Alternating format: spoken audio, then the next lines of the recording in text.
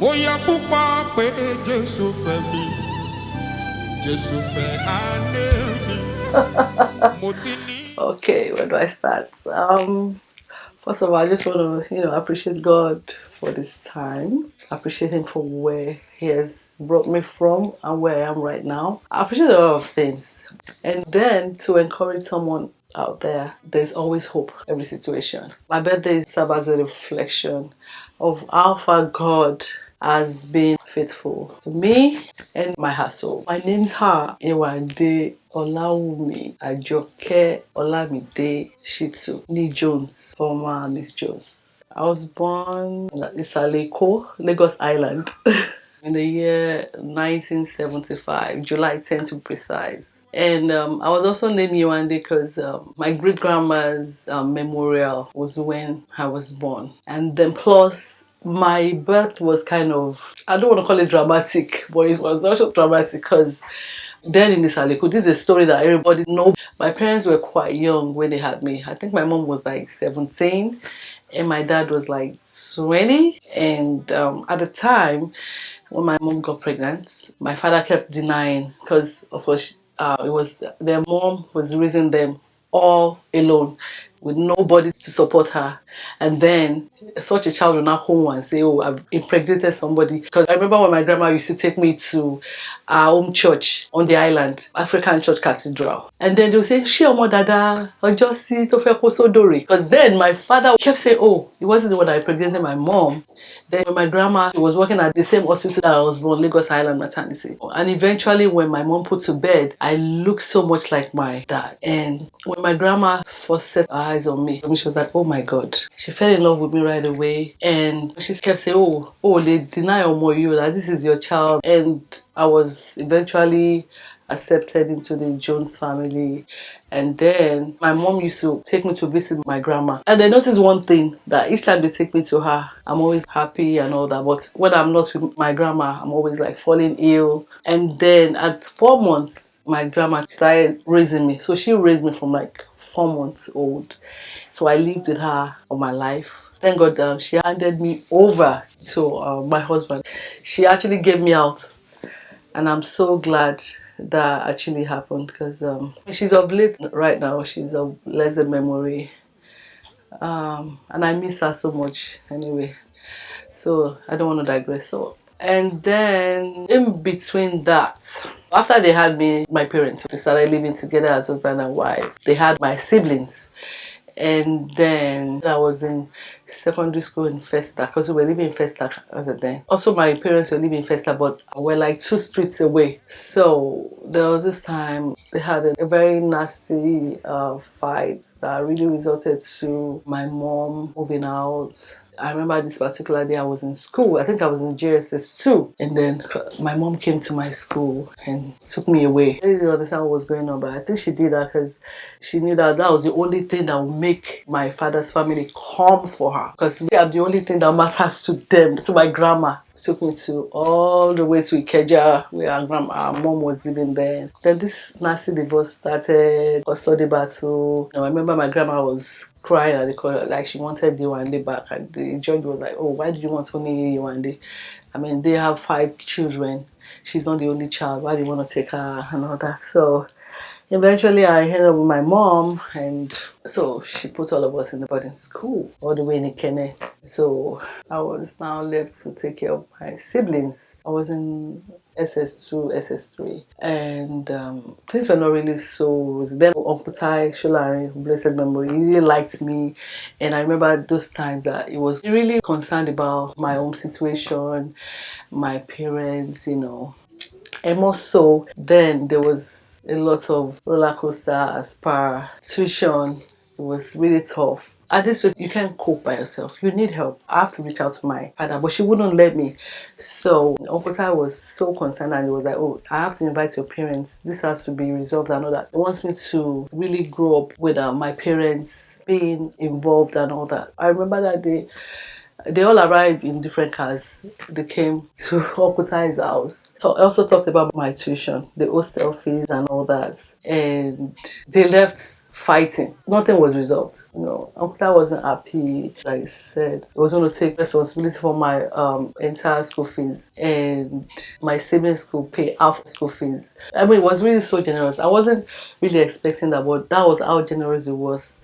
So I passed through my secondary school, graduated. As at then, I had already moved in with my grandma. So I started living with my grandma again. I started going to school. So they wouldn't let me leave on campus because they were like, oh, maybe your mom will come and get you again and all that. So I was going to school from home. I think when I was already in my first year in college, that's when Uncle Tai passed. In fact, as at then, I wanted to study law or I think journalism. And because the schools that were offering this were outside of home, they wouldn't want me to. So they put me in the nearby school and I ended up studying biz admin, which I didn't have a flair for. Also, I didn't study sciences or I'm not math oriented or something. So it was a bit of a struggle for me passing through school. I finished from our institution, which we call college here. Then at that point, I was still so particular about settling down. I remember telling God that I just want to do it your way, that I just don't want to marry anybody. I just want somebody that God will give me. There's this friend of mine, Toyin. I met her when we were doing the evangelism. They came to my house and she spoke to me about Grace Family Church then in Alaosa, Ikeja. And then I decided to start attending that church. About the time they were having their 21-day prayer and fasting. And I kept telling God, just give me the one person you have ordained for me to marry and all that. It was only that 21-day prayer and fasting that I met my husband. It was a funny one, but we met in church.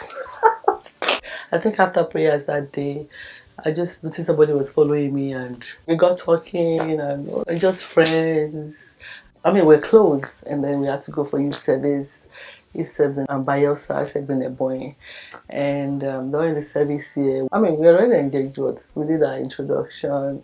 And then when we were done with youth service, we got married. But it was not so easy because I used to sleep in the same room with my grandma on the same bed. So I remember that night she was asking me, mo kàn fẹ́ béèrè nǹkan lọ́wọ́ ẹ ni o, ṣé kò ṣe àwọn pásítọ̀ ni wọ́n fún ẹ ní ọkọ, ṣé ó mú ẹ látọkùn ẹ tó fẹ́ fẹ́ ni?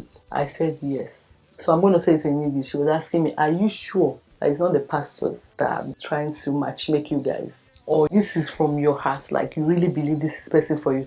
I said, no, this is the person for me, that's the person I want to be with. And what is the reason why? Because my father don't live in Lagos, so he's living in Abuja, working with INEC. We're like, okay, well, you guys want to get married, what do you guys have? Because at then it wasn't like we had anything. So he wasn't really in support of that. He was like, no, I mean, this is not how they do it, blah, blah, blah. So my grandma said, you know what? This is what she wants. So that's what we're going to do. And we got married. But I got a few things from my grandma. She gave me the first freezer. I remember I was working with a pastor of my church then as his PA.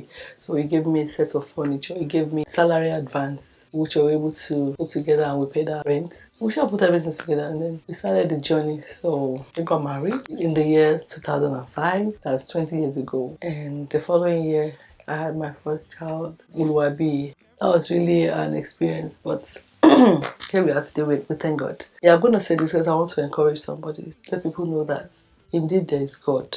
And when God is ready to change your story, it's not going to look back. It's not going to hold anybody no explanation. It's just going to do it. So I remember it was 2011. Yeah, I was working with Lagos State government. My husband was working with the federal government.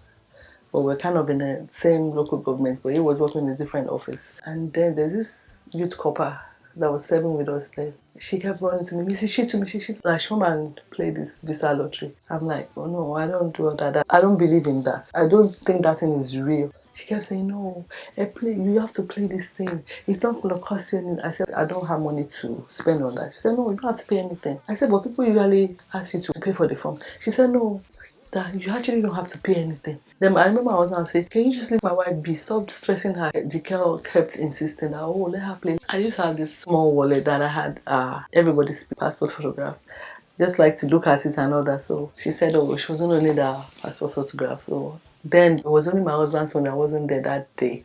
So the next day, my husband brought his. So I just filled out the form and I'd forgotten that I played that lottery. That was 2011, around August or so.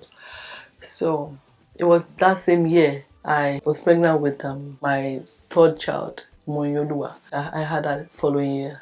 So June 2012 when I had Moy, it was the day after the christening. My mother had gone to work. Then I received this phone call. It just went straight to the point like, oh, I won the lottery. I said, what lottery? I said, please. I told that person, I said, please don't call me again. Don't call this number again. First of all, you can't even get money from, because you know that was when scammers will call and they will give you one sweet story and then you fall prey. So I said, look, I don't even have money to give you. Don't bother. It was like, just try to hear me out. I said, there's nothing to talk about. I advise you don't call me again. Think about maybe like an hour later, and this person calls again. And this time, the person was now speaking Yoruba, my native language. So I said, it was like, can you just hear me out? Just pay attention to what I want to share. That did you not play the lottery? That just try to remember, did you not play the lottery? Sometimes last year, I said, yes, I did play the lottery. He said, yes, you won. I said, what are you saying? Is that how they win? No, he said, I can actually come to you and show you the proof. But I remember I used my grandma's address in Omole, phase 1. Because we're living all the way inside Akute and there's no PO box. So I said, don't come to Omole, I don't live there. I'm married. That's my parents' house. You can't see me there. Okay, the best thing I can do is I'll tell my husband, because he works in Ikeja, that he will come and see for himself. So when I called my husband, the first my husband said was it genuine? I'm like, I don't know if it's genuine, but I think you should go and find out yourself. You are in Ikeja, the person is in Ikeja, just go there and see. When he goes to the house, he sat me down, he sat everybody down. And then he said, so this is how somebody's story will just change like that. I'm like, what are you saying? She said, you know that thing is real. I said, what do you mean? What is real? She said, I saw it. I saw your name on top. You're the principal person. And then we were just lined up under. I said, well, what are we going to do about this baby? Yeah, this baby is not going. Nobody is going. He looked at me like, are you crazy? I said, I'm serious. I'm not going to leave my child with anybody. If this baby that I'm holding, this child, if she doesn't go, nobody is going. He said, that's how you're going to let it go? I said, yes. You mean you were saying that we should not have baby before? So let's forget it. He said, no. So later we found out that we could actually add the baby's name to the application because I had a child within that year. So she's eligible. Remember I told you, I said we were working with the government. You know how government workers are in Nigeria. It's not like you're earning a lot of money. So you can imagine. And then this thing really involves a lot of money. And we only had money for my husband and I. We didn't have money for the 3 kids. But one thing I remember is we didn't tell anybody about it. Like we didn't go complaining to anybody. And it was even that time we were having convention in church. Please pay attention. When we went for the medicals, a day to interview at the embassy, I think everything was supposed to cost like maybe 200,000 then. I remember we did all the screenings and all that. And then the last place you have to go to is maybe the medical director's office or medical doctor's office. I remember we were there. The medical person checked all our whatever. There was some kind of expression on it, I don't know, with like somebody that was really happy about what he was seeing. I don't know what it was. But I remember he was telling us that as we were going now, we shouldn't talk to anybody. We should just be going. Just go straight to your car and drive off. Then give our husband his number to call him. Because from there, when you do all those screenings, you have to go and make payment to the bank. So we left. I think we were like halfway. My husband had called him. So he was one asking us how much would we afford. We didn't tell him we didn't have money. We didn't say anything about that.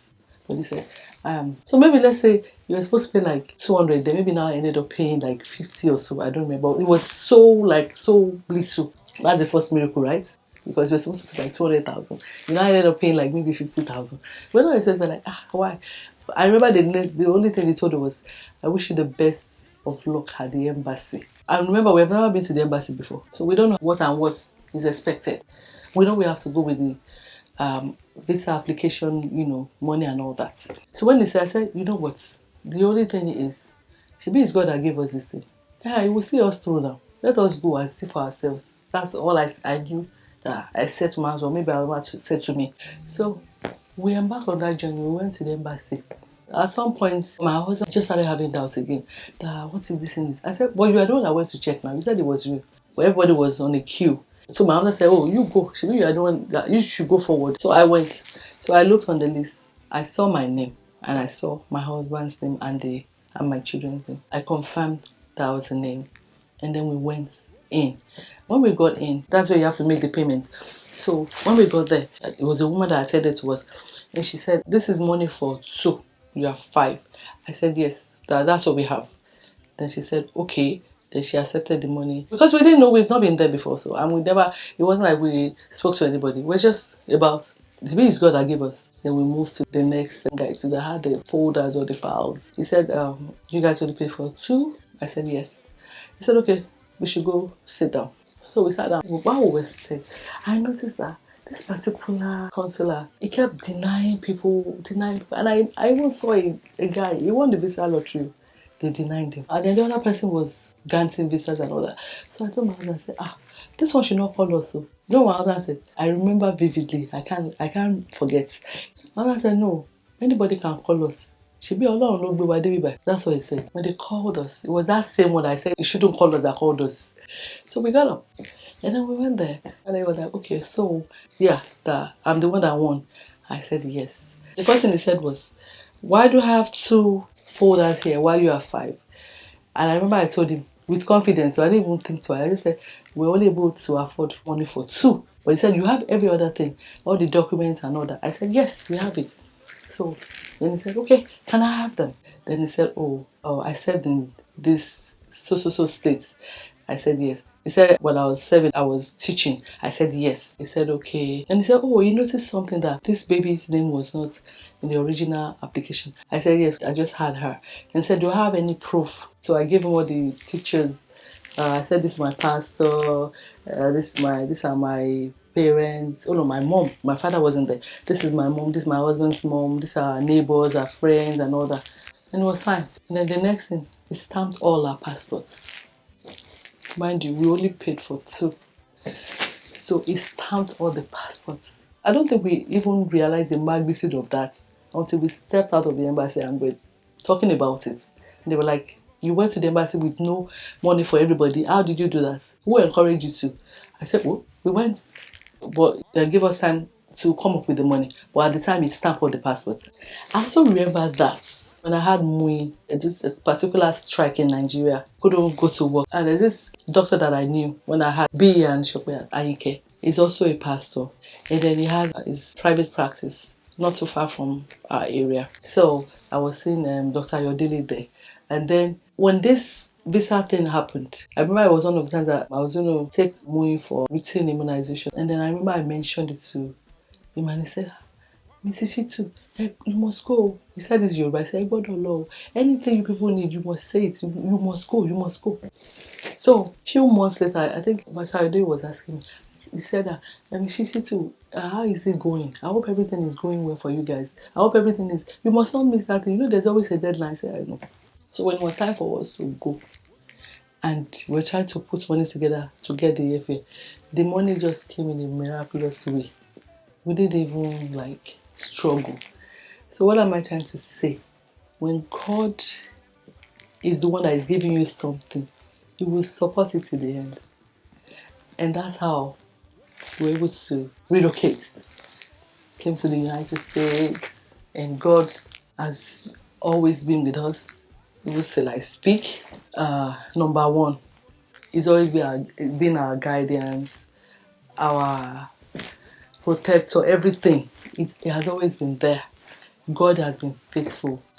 And then I remember when we got here, I told my husband, "Oh, I want to go to nursing school." He was like, "How are you going to pull that off? You're not a science person. Maths you don't like. How are you going to pull through?"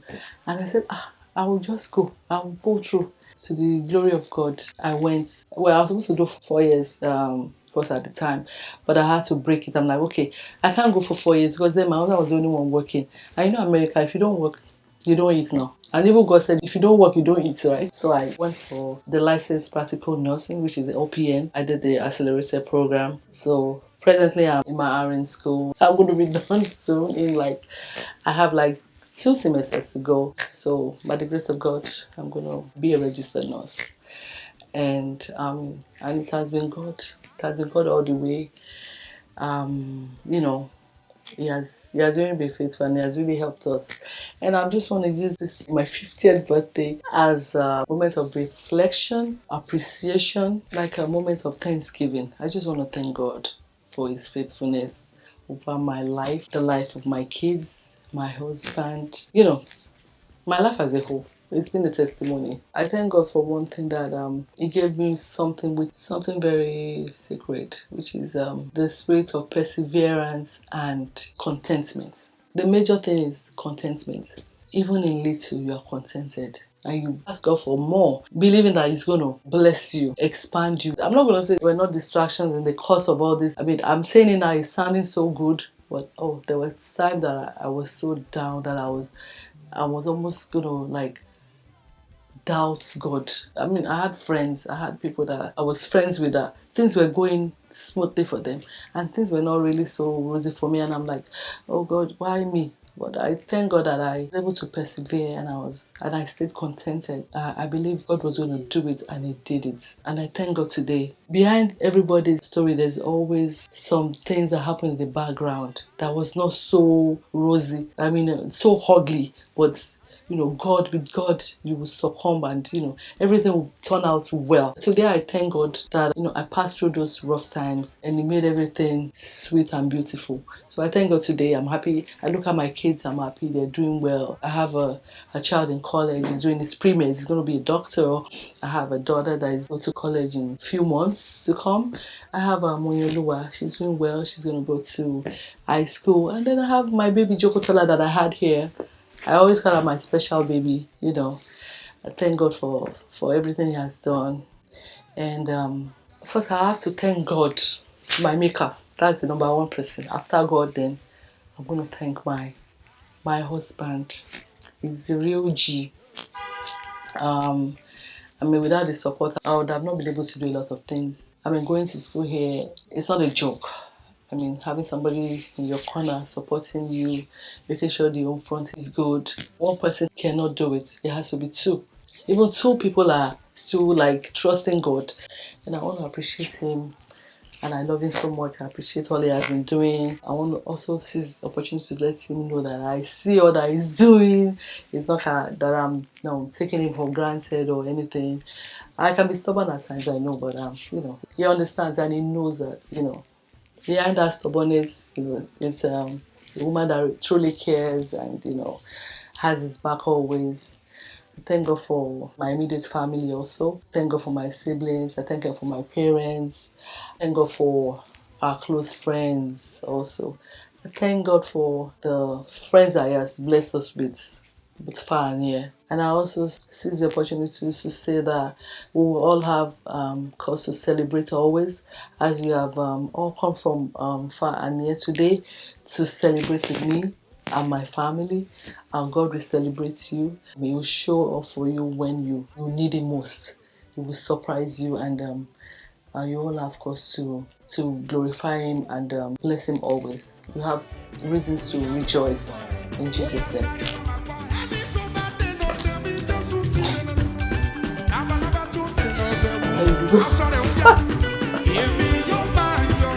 How was it? Good?